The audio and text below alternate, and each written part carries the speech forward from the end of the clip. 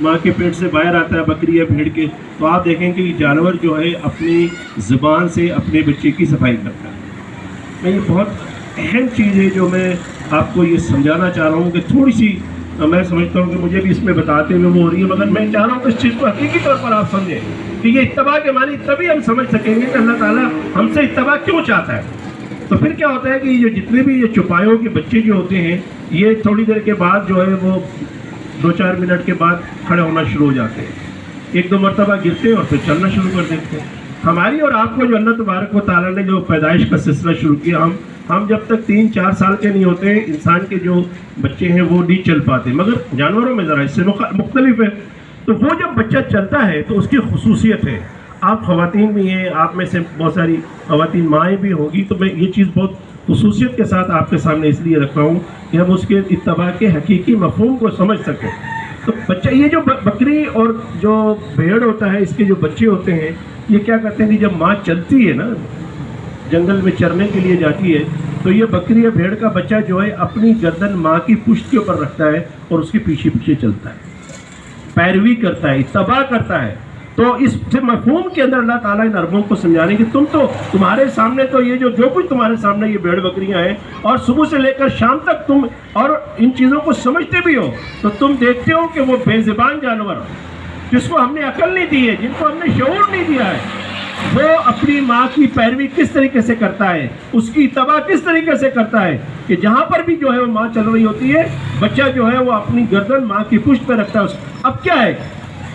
آپ دیکھیں کہ جب یہ بچہ اس طریقے سے بکری کے یا بھیڑ کے پیچھے چل رہا ہوتا ہے تو اس کو اطمینان ہوتا ہے، اس کو سکون ہوتا ہے کہ میں اب امن کے اندر ہوں، میں جو ہوں ماں کی حفاظت کے اندر ہوں، اب یہ ماں مجھے جو ہے وہ کسی کھائی میں، کسی کھڈے میں اور کسی جو ہے وہ کانٹوں کے اندر نہیں لے کر جائے گی۔ اور پھر میں آپ سے کہوں کہ ہمارے اپنے بچے بھی جب چھوٹے ہوتے ہیں، چلنا شروع کرتے ہیں، ہم جو ہے جب ہم گھر سے باہر جانا چاہیں یا تو بچے ہمارا پلو پکڑ لیتے ہیں، ماں کی دوپٹہ پکڑ لیتے ہیں، ماں کی جو ہے نا قمیض پکڑ لیتے ہیں، پیچھے پیچھے چل رہے ہیں۔ کیوں؟ تو ان کو اس بات کا اطمینان ہوتا ہے کہ میں ماں کے ساتھ چل رہا ہوں یا چل رہی ہوں، تو اب میں حفاظت کے اندر ہوں، اب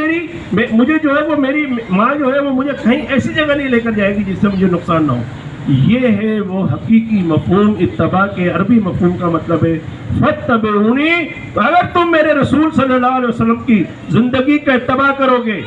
انہوں نے جو کہا، اور یہ کیونکہ آیات جو تھی جنگ احد کے بعد آیات یہ نازل ہوئی تھی، اور یہ جنگ احد وہ تھی کہ جب اللہ کے نبی صلی اللہ علیہ وسلم کی ایک چھوٹی سی آرڈر کی حکم عدولی کی بنیاد کے اوپر جو ہے صحابہ اکرام نے چھوٹی سی حکم عدولی کی، تھوڑی سی لغزش کی، اور جو ہے وہ جیتی ہوئی جنگ جو تھی جنگ احد، وہ مسلمان ہار گئے، اور یہ افواہ اڑ گئی کہ اللہ کے نبی صلی اللہ علیہ وسلم کے بارے میں کہ آپ صلی اللہ علیہ وسلم شہید ہو گئے، اور پھر مسلمانوں کے دل ٹوٹ گئے کہ جب اللہ کے نبی ہمارے درمیان نہیں رہے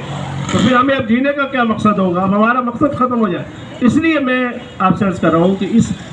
یہ جو مفہوم جو میں نے آپ کے سامنے رکھا ہے کہ ہر زندگی کے ہر شعبے کے اندر